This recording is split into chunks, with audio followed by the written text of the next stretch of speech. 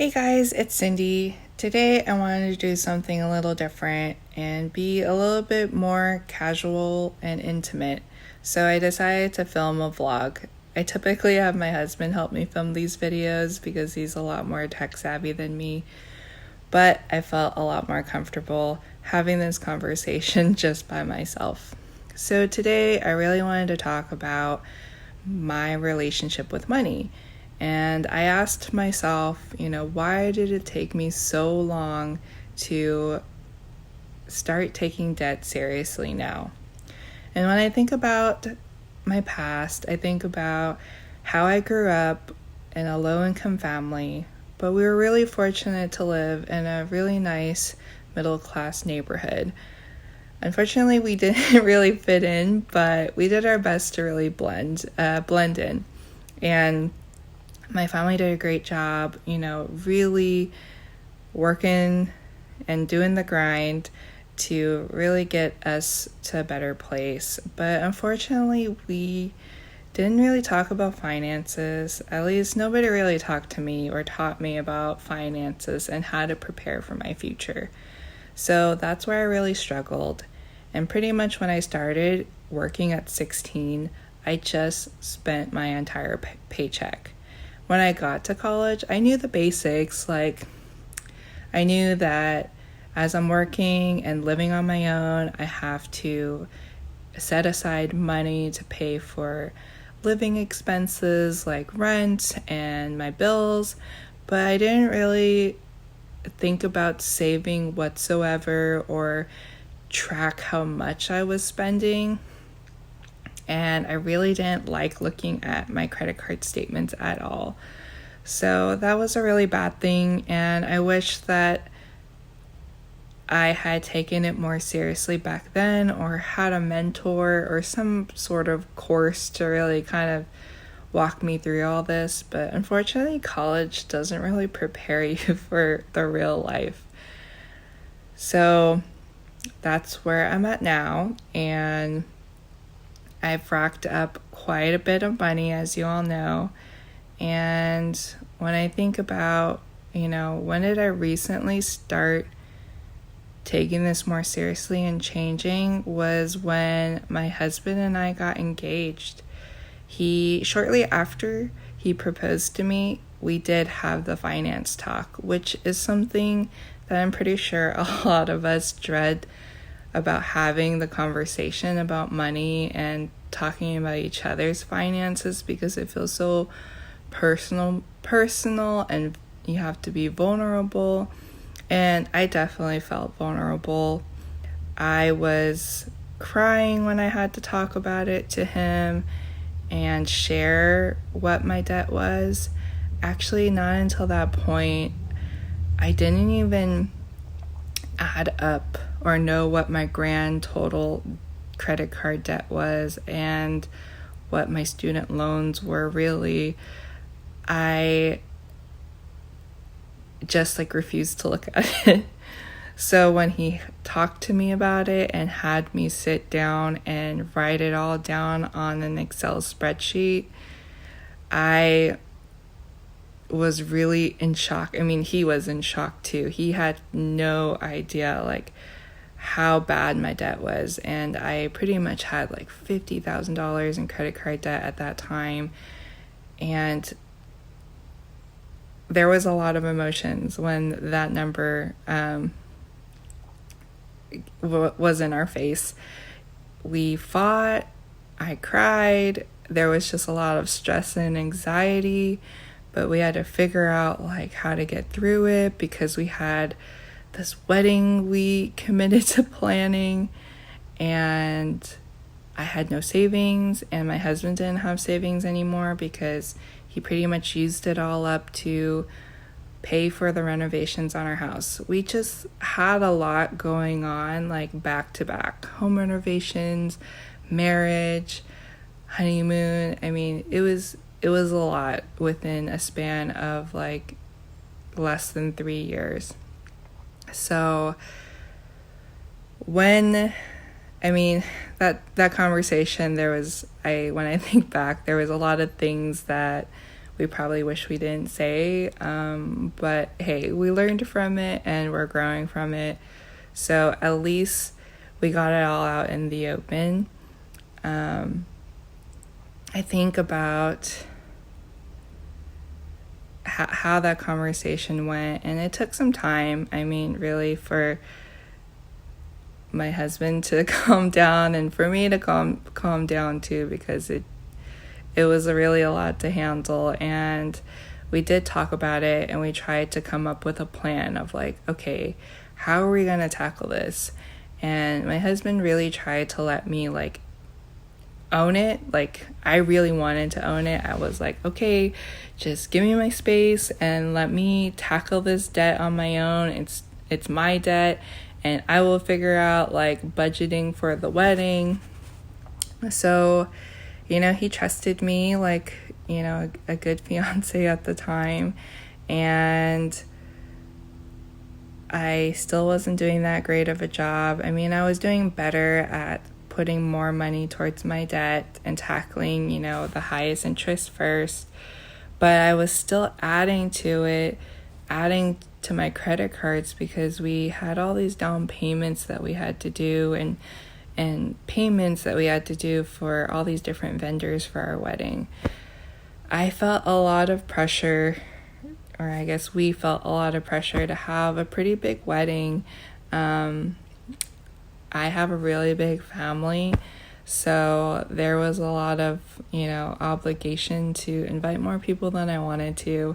And at that point, I really felt like the wedding wasn't even really for us anymore. So that was like probably a big regret, is I felt like I was planning this wedding to please everybody else, and I spent a lot of money on it, and it just put us more in debt. And pretty much like the day after the wedding, it all didn't even matter anymore. Like, my family was like completely quiet about the wedding. They didn't care. It was like a thing of the past. So here I was, sweating bullets, breaking my back to pay for this. And I just really didn't feel like it was worth it in the end. I totally should have just eloped and had a small intimate wedding in Europe like I wanted to, which would have been significantly cheaper. But that was a hard lesson learned, and I think maybe I'll talk about that in another video, about how I planned for my wedding and the hard lessons I learned and what I did to try to cut back. When I first started planning for my wedding, I was already like way over budget. I actually wasn't even like keeping track of my budget, because I was going to individual vendors and talking to them, and they gave me a quote, and I was like, sure, that sounds reasonable. But once I started getting a budget together and adding everything up, it was quickly adding up to like a significant number. So yeah, but I'll get more into that another time. So yeah, there we were, post wedding and on our honeymoon, trying to enjoy our honeymoon, that, with $50,000 in debt, that we had to start paying off. And it didn't, really help with coming back from the high of our honeymoon and having to face the reality of all the money that we just added on that we have to pay off now. So that was back in 2018 when we got married. So the end of 2018. And 2019 was when we really tried to start tackling more of the debt. And I did a decent job. So from 2019 to end of 2020, I still have $30,000 in debt. I was making significant payments towards the credit cards, but the bad thing was that I was adding to it, because I was still continuing to shop and buy things. And during this quarantine, it didn't really help much because I thought that I would be so good during this time. Like, I was going to stay home, not spend money. But I got really bored and I felt like the pressure of like, I should be doing something and being productive and adulting and turning my home into a nice adult home. So whatever that means.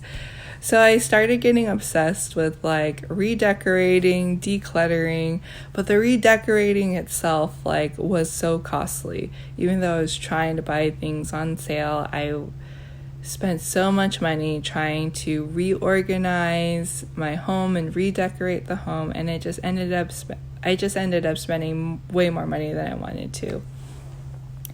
So that's where I'm at. So now that we hit the end of 2020 and I just finally had like a brick hit my head or something, I realized the importance of paying off the debt, because I really could have tackled this a long time ago if I wasn't focusing on like things that ultimately didn't matter. There really is no point in me like hurrying to have this beautiful home at an expense that we can't really afford. So that really wasn't all worth it. But anyways, that's really the truth.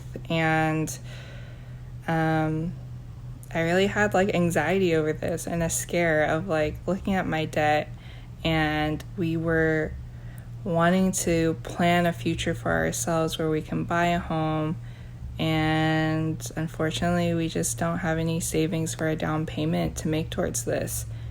So that was really a bummer for me. I felt like a bad spouse because I felt like I was the blocker in making my husband's dreams come true. Also my dream, but it just felt like it really wasn't fair to him. So I started taking this like way more seriously. I started watching the Dave Ramsey Financial Peace University videos, and that was really helpful. I knew about YouTube, but I really didn't get into YouTube until this year. I know I feel like I've been living under a rock, but I started watching YouTube videos about, just financial independence and things like that, and it has been really eye-opening for me. So with everything that I've learned in this short period of time, it just was really helpful. So yeah, pretty much with the whole anxiety and panic I had over Thanksgiving, really kind of put a fire under my butt, and I started learning as much as I could, and I thank YouTube for this, and I thank, the Dave Ramsey videos for really giving me the tools that I needed to get started and take my debt seriously. So I don't know why. It just like all of a sudden clicked now, and I think what a lot of people say is like the whole financial independence and debt-free road, like that all comes to you when you need it. So I guess maybe it was at the right timing, but I'm totally seeing the bigger goal now, and I've set really specific, smart goals for my husband and I, and I'm really positive that we can reach it for the end of 2021. So I hope you guys stick with me on this journey and help hold me accountable to this.